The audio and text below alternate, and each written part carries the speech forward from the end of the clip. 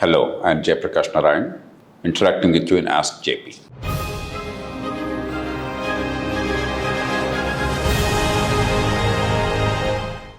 Aditya Srivardhan has a question. He is a mechanical engineer from BITS Pilani, Hyderabad campus.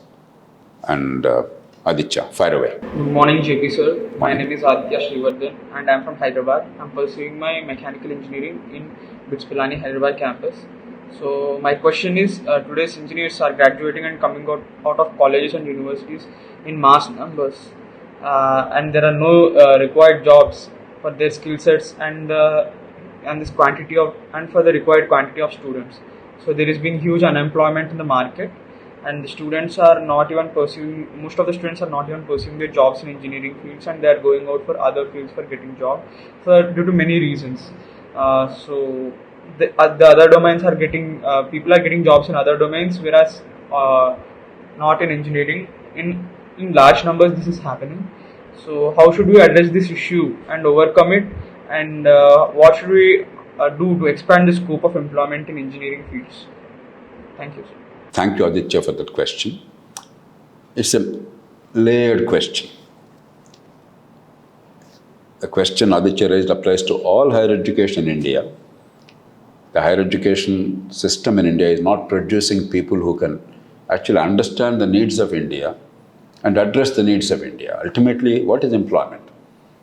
Employment is a product of your capacity to generate goods and services to meet the needs of the society. Employment is not a product of the degree paper. It's not something where the government employs you and because you have a piece of paper, they give you a designation and give you a monthly salary. That's what we are doing in large measure, and that's a tragedy. That's not employment. Employment is nothing but your capacity to provide goods and services to people at an affordable price and of reasonable quality. In return for these services and goods, the society then rewards you with your livelihood. That is employment. Now, if the universities, whether it's engineering or some other education, they are not able to fulfill the needs of society, provide the goods and services of quality, then there is a problem. So there are three layers in this question, as I see it. The first is the quality of education, which is uniquely an Indian problem, because there is no other large country where education is so subpar. But the demand is very strong in the country. The educational outcomes are appallingly bad. Our horrible examination system based on rote learning and mass copying oftentimes. Our antiquated curriculum, irrelevant to the needs of our society. Our incapacity to understand the needs of society and addressing the real challenges. Our theoretical engineering without any hands-on work. A mechanical engineer reads all about mechanical engineering but cannot open the hood of a car and understand what the problem is. And when the vehicle needs repairs, he is forced to take it to an illiterate mechanic to address the challenge. That's not engineering. That's merely a degree, a piece of paper. So first is the quality issues of the human resources, the quality of training. The second is, even with the best training, good quality human resources, is the economy growing fast enough? And is the growth robust enough and balanced enough to create real good jobs for the skilled workforce in the country? The third challenge is, even if these two conditions are okay, in a rapidly changing world with breathtaking advances in technology, artificial intelligence, additive manufacturing or 3D printing, tremendous changes in the energy grid, and a whole lot of things, when fewer and fewer people are able to produce more and more, to find employment in the new era, in the new world, is going to be a global challenge. And to some extent, it starts affecting us also right now. So all these three layers we should address. First things first. The thing that we need to do desperately and urgently is improve the quality of education, not have make-believe degrees. Our school education is in shambles. We are among the worst in the world in terms of educational outcomes. Only 1% of our children in schools meet the global standards. About 15-20% with some opportunity and some hard work probably can improve themselves and be up there. But about 80% are getting very little out of the so-called school education after years of schooling.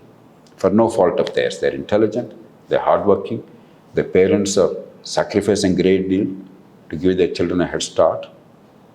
And we have a vast education enterprise in the country. The demand side is very strong. Governments are spending lakhs of crores of rupees, and society values education. If somebody joins BITS Pilani or goes to IIT or gets into a premier service or something else, see the adulation and the celebration in India. Nowhere in the world do you see this. So you have all the ingredients for good education, but the outcomes are appallingly bad. We must address that. The outcomes. The central issue being define what are the outcomes you are seeking from school education and therefore measure them intelligently, evaluate intelligently, not rote-based learning questions, and honestly. Maybe 25, 30 years ago, I would not have to use the word honestly.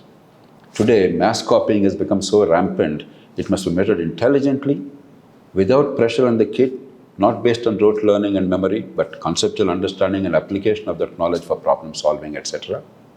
And honestly, without copying.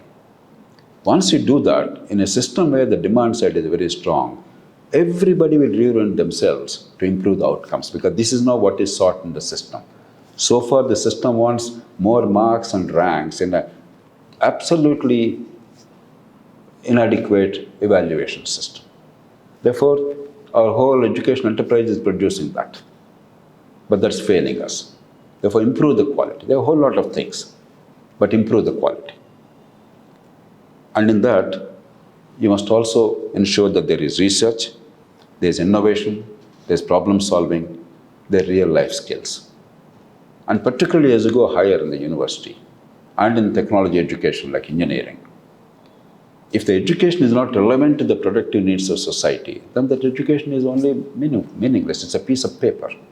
So there must be interface with the industry and society and the economy outside. There must be a problem-solving approach.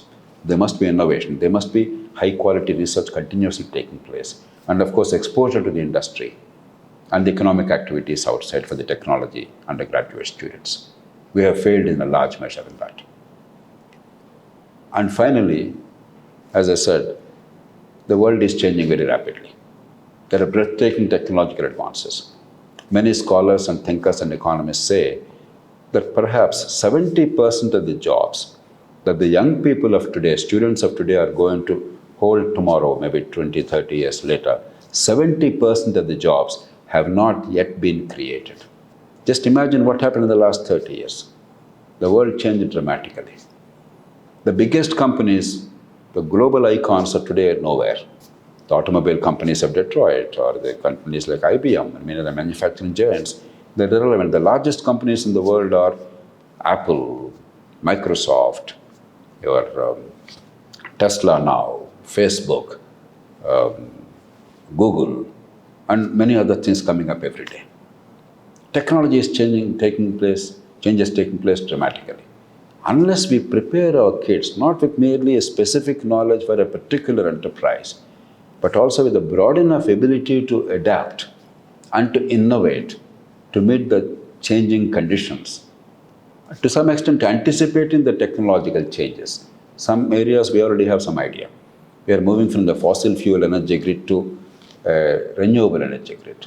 There are enormous technical and managerial challenges in that, and economic and financial challenges in that, and opportunities in that. Similarly, in a whole range of activities, there are tremendous changes taking place. So far, India could at least send a large number of so-called engineers to information sector. About 5 million Indians are employed in information sector. But with ChatGPT, artificial intelligence, machine learning, etc., many of these jobs may become redundant. There will be newer kinds of jobs to meet newer challenges. Unless we prepare our youngsters to meet these newer and emerging challenges, we'll create a redundant workforce which is unemployable. We cannot work on the basis of the past 20 years. We have to work on the assumption of the next 20 years and prepare them for that. You cannot be precise in terms of transferring knowledge and skills, but you can anticipate the broad areas and give them adaptable knowledge and skills and the ability to innovate and think fast. And of course, the youngsters also must continuously update their knowledge. If you take engineering, India is producing perhaps the largest number of engineers in the world, 1.5 million, 15 lakhs a year, roughly. A large proportion of them are going to information technology related sectors. A significant number of them are actually employed in low-end skills, not really in the high-end. Most of our engineers, by common admission, are unemployable because, like most other education in the country, it's only manufacturing degrees for most people without any insights or understanding or grasp of concepts or ability to apply them to solve the problems or enhance productivity. China is roughly equal to us in production. Other countries are at the range of United States, probably about 400,000 in a year. Others produce 100,000, 50,000, etc. But a lot of our human resources are wasted because of the substandard training. We have to address all these challenges. First things first, improve the quality of engineering training. Give them real skills, ability to work with the hands, actually add value. And then we have to really improve manufacturing in this country. Not only services, but manufacturing. True, manufacturing does not employ many people worldwide. And China has occupied a huge space. It became the world's factory.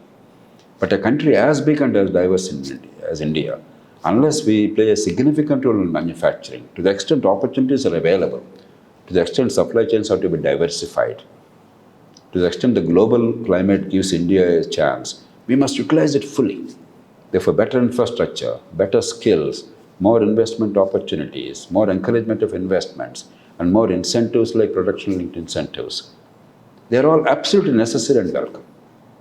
There's no question about it because the multiplier effect of manufacturing is phenomenal.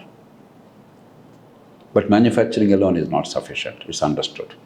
Because in the whole world, probably, for most of the formal manufacturing, you only require about 180 to 200 million people to work in manufacturing sector. While we must have our share of that, that alone cannot provide employment in the modern world. That's why services sector is much bigger than manufacturing in much of the world, in the modern economy. But services of a new kind, in a changing world, to anticipate the needs. And therefore, we must look at the leisure industry. We must look at entertainment industry. We must look at communication industry. We must look at the creative talent to meet the future needs, the hospitality industry and other areas. So, enormous amount of anticipation of the future and providing the skills and giving them the confidence and increasingly help them to become employers rather than merely employees. Because small enterprises, small and medium enterprises are the heart of any economy. They are the ones that create employment, that stimulate the economy, that provide jobs, that give confidence to people, that help people innovate, that engender competition. And in a multidisciplinary world, engineering is not merely for the traditional engineering jobs. Healthcare requires engineering, equipment, design, technology, all kinds of stuff. Similarly, other fields. So there is so much of synergy now between so many branches of knowledge that separation, while for specialization you have to really focus on one area, unless we have the interdisciplinary skills and ability to synthesize, in a modern world which is rapidly getting integrated, jobs are going to be harder to find. So it's a challenge, but let's start with the beginning. Improve the quality of engineering education and all education at school and higher education level to really provide skills and ability to be productive. Then let's do whatever we can to stimulate the economy to create jobs in the country. And third, let's meet the challenges of the future. These are global challenges, not merely Indian challenges.